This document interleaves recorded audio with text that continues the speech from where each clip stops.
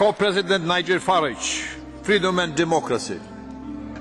Thank you. Mr Barroso, you told us this morning that the European Union is an inspiration, and whilst you admitted to there being one or two little economic problems, you made it perfectly clear that jobs and growth were to follow, that everything is going well. In fact, you painted a vision that a new period of European renewal is upon us.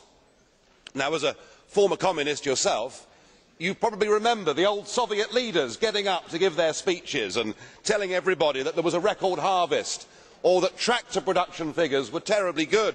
And they, of course, believed that history was on their side. In fact, President Khrushchev got up and said to the West, "We will bury you."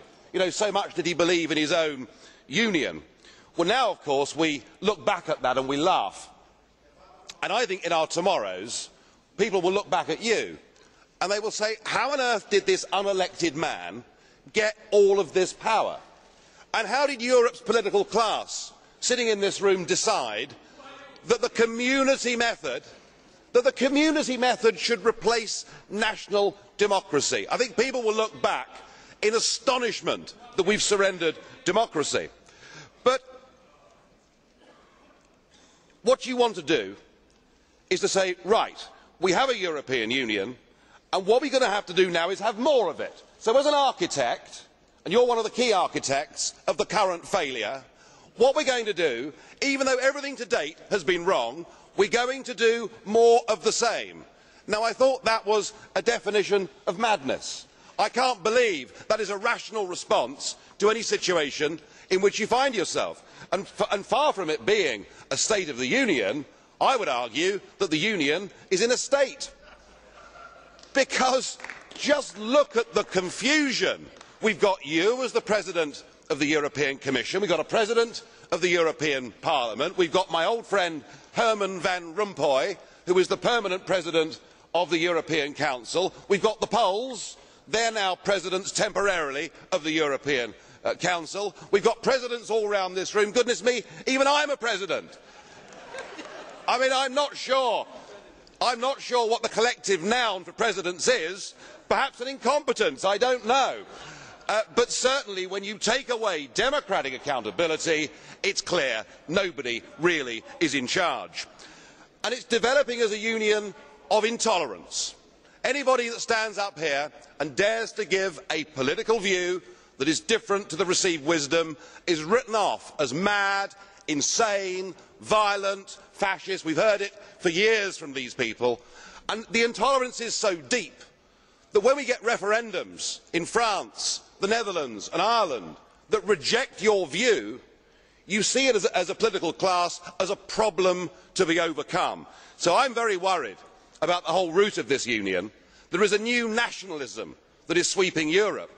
You want to abolish the nation states, in your case, Mr Schulz, perhaps because you are ashamed of your past, and you now want this flag and a new anthem to replace nation states, and you do not care how you get there. If you have to crush national democracy, if you have to oppose popular referendums, you just sweep this aside and say that it is populism. Well, it is not, it is democracy. And what is sweeping Northern Europe now, starting off in April with that amazing result in the Finnish general election, is there is a new democratic revolution sweeping Northern Europe. It is not anti-European. It wants a Europe of trade. It wants a Europe of cooperation. It wants a Europe where we can do student exchanges, where we can work in each other's capital cities. It wants those things, but it does not want this European Union model. Frankly, you are all now yesterday's men.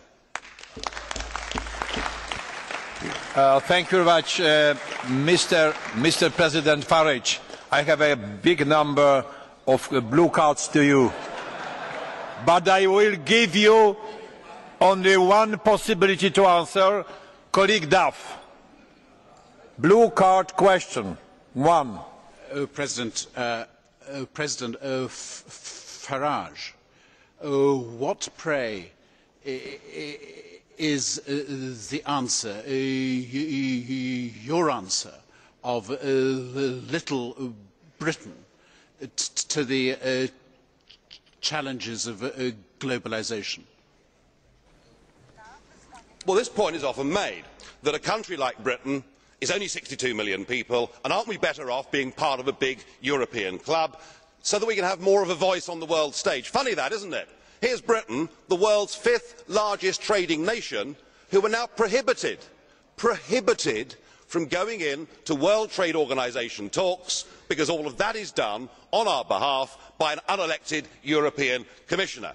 And the answer actually, Mr Duff, is that an independent Britain that trades and cooperates with her European neighbours in an age of globalisation would be able to forge her own trade relationships across the world, and it would make sense for a country like ours to start off with the English speaking world, who share common law, our own kith and kin in the Commonwealth, who we turned our backs on so shamefully. Thank you. The next speaker. Non-attached.